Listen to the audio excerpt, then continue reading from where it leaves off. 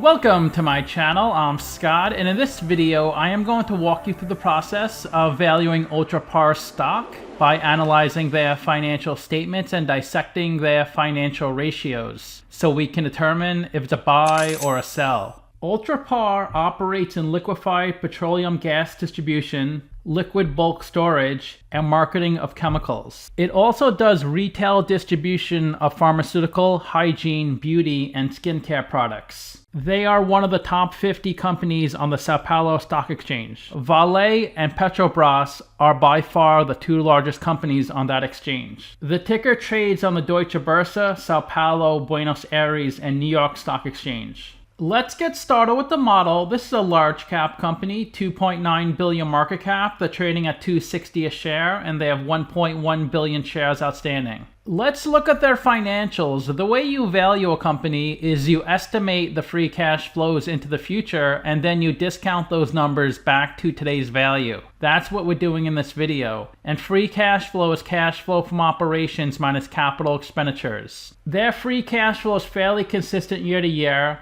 It was highest in 2020 at 400 million, and in 2021 it was 261 million. Net income is the profit or loss on the income statement. It's revenue minus expenses. That's also pretty consistent year to year, 180 million in 2021. Revenue is a sales for the company, and that peaks in 2021 at close to $22 billion. This is the company's income statement. All their financials are in Brazilian reais. To convert to US dollars, you can just divide these numbers by 5. The top line is the revenue, the sales. They have over 100 billion reais in 2021. Below that is the cost of revenue. These are all the expenses directly related to generating the revenue.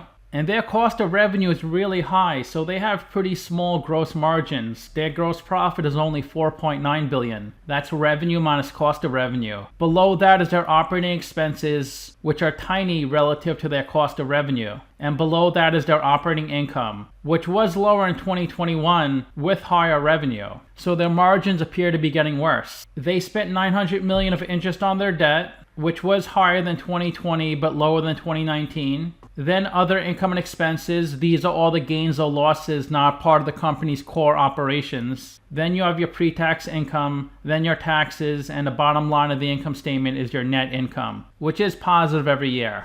This is the company's income statement directly from their financial reporting. And the top line is the revenue, the sales. That was 109 billion. Almost all their revenue comes from Brazil, very little from other countries. Then you have your cost of revenue, your gross profit, and we could see the breakdown of expenses, 1.9 billion on marketing and 1.5 billion on general and administrative. They passed through a bunch of gains, 3 million, 184 million, and 445 million. Their operating income increased from 1.5 billion to 1.8 billion. All these numbers are on reais. Their net income in 2020 was 928 million. In 2021 it was 884 million. But their revenue was a lot higher in 2021 compared to 2020.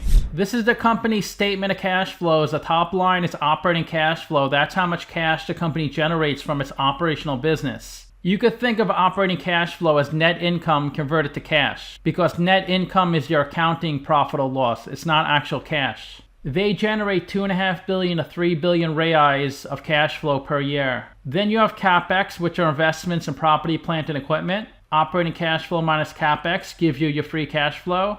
They do pay a dividend with their free cash flow, and it looks like they paid down some debt in 2021. They issued 1.4 billion, paid down 2.7 billion. In 2020 they added debt. In 2019 they paid down 800 million. In 2018 they added 900 million.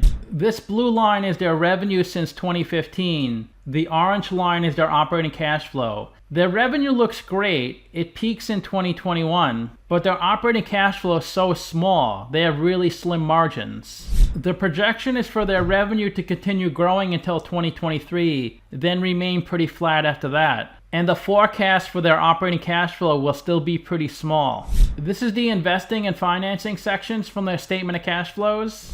In their investing section, they spent 1 billion in PP&E. Last year was 750 million. And in 2021, they spent 240 million in acquisitions. Last year was 150 million. They disposed of one of their companies in 2021, so they received 160 million. In their investing section, they had a cash inflow of $720 million. Last year was a cash outflow of $2.1 billion. In their financing section, they received $1.4 billion from loans. They paid down $2.4 billion of loans. That was the principal payment. The interest payment was $734 million. They paid $304 million of principal on leases and $15 million on interest, and they paid out $700 million in dividends. Last year was $285 million, so they increased their dividend a lot in 2021.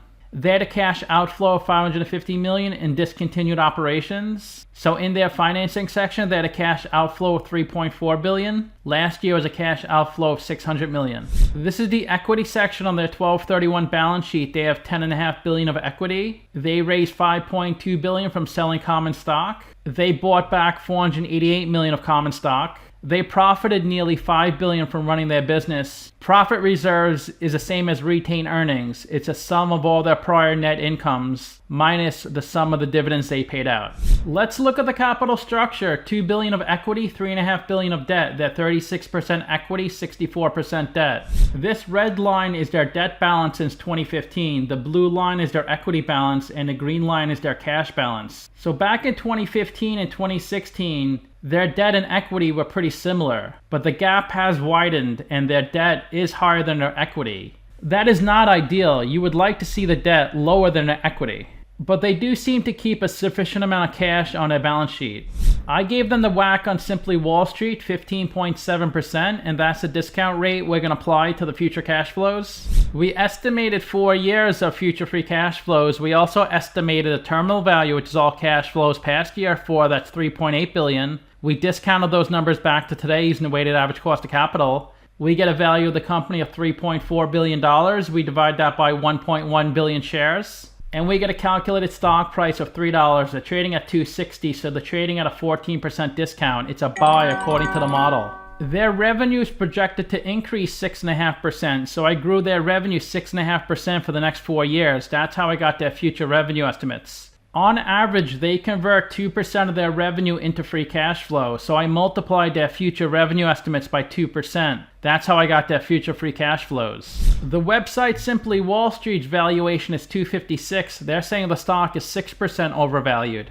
Only one analyst priced this stock, and their price target is $3. The stock price has really struggled the past 5 years. Back in 2018, it was close to $13 a share. And then in mid-2018, it dropped below $5. Then it traded between $5 and $7.50 for a couple of years. Then when COVID hit, it really crashed. And it did come up, but now it's coming back down. And the company's revenue is higher than ever. Maybe investors are concerned with the geopolitical risk because Brazil is not the safest country to invest in.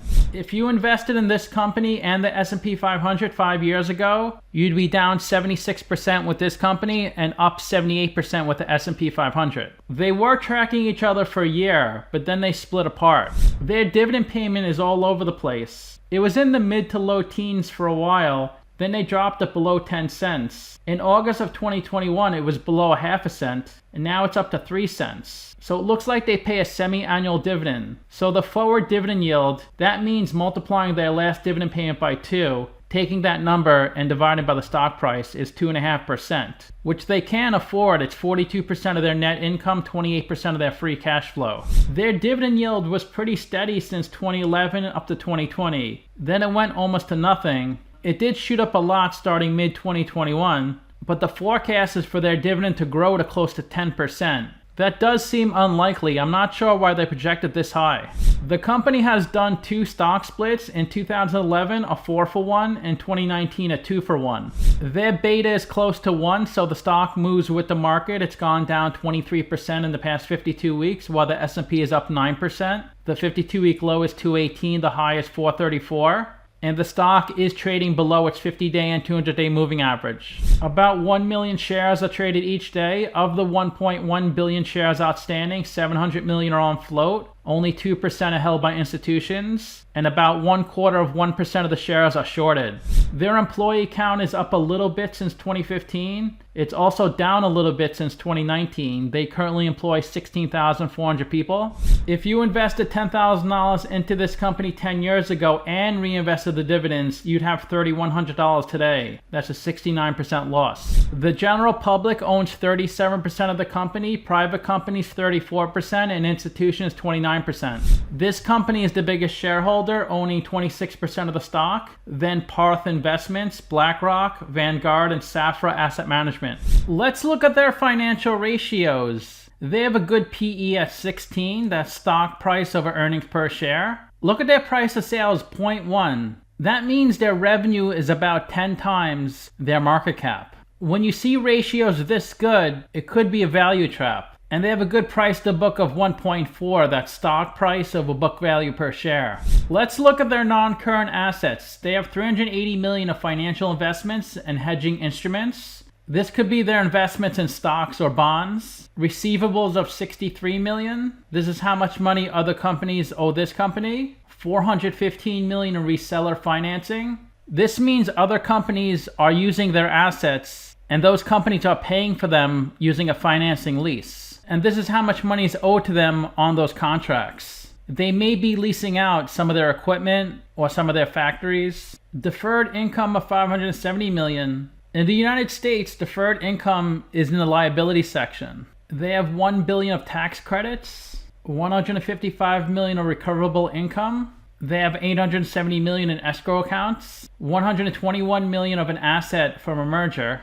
The most common indemnification assets are claims on litigation. They're owed $1.5 billion from their customers. They have $1.7 billion of right-of-use assets. This is when a company leases an asset that's owned by another company. $5.5 billion of property, plant, and equipment, and $1.5 billion of intangibles. Let's look at their non-current liabilities. $8.7 billion of loans, $4.8 billion of debentures. Debentures are unsecured debt that's issued by a company. They posted $800 million of provisions. This is money set aside for future potential losses, and they owe $1.1 billion on their leases. Their return on invested capital is only 5%. They can cover the interest payments with their operating income a little less than 2 times. Their ROE is 9%, which is higher than the market average and market median. And they have a high current ratio and quick ratio.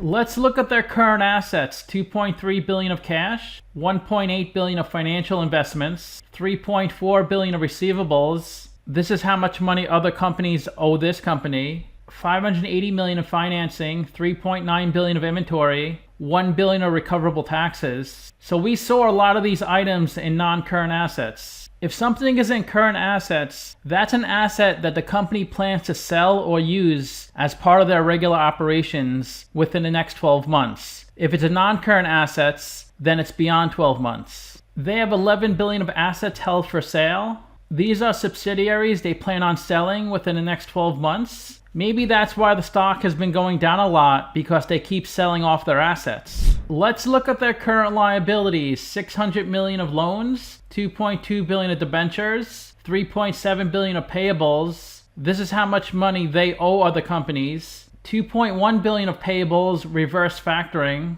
Say company X has $2.1 billion of payables. They owe their suppliers $2.1 billion. Reverse factoring is when this company steps in between company X and their suppliers and takes on all that debt and puts it onto their balance sheet. There's a lot of new terms in this video, a lot of terms I haven't seen for a long time. The liabilities attached to the assets they're planning to sell are $2.5 billion.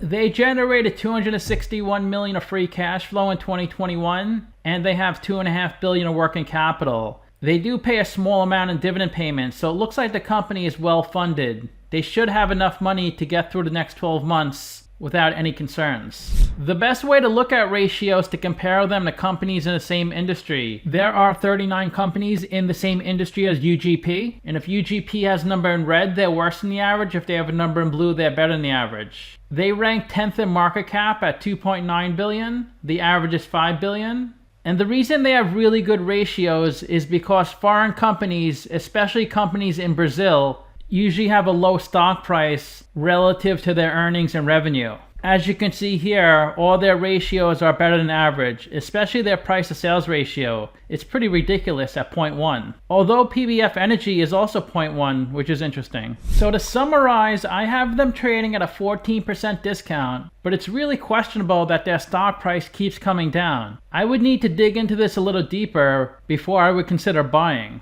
I rank their free cash flow as 5 out of 10, their revenue 8 out of 10, and their ratio 7 out of 10. So let me know what you think. Give this video a like, subscribe, or comment below. Also, if you'd like to get a custom valuation or just support the channel, you can become a member by clicking on the link in the description below. Thanks for watching.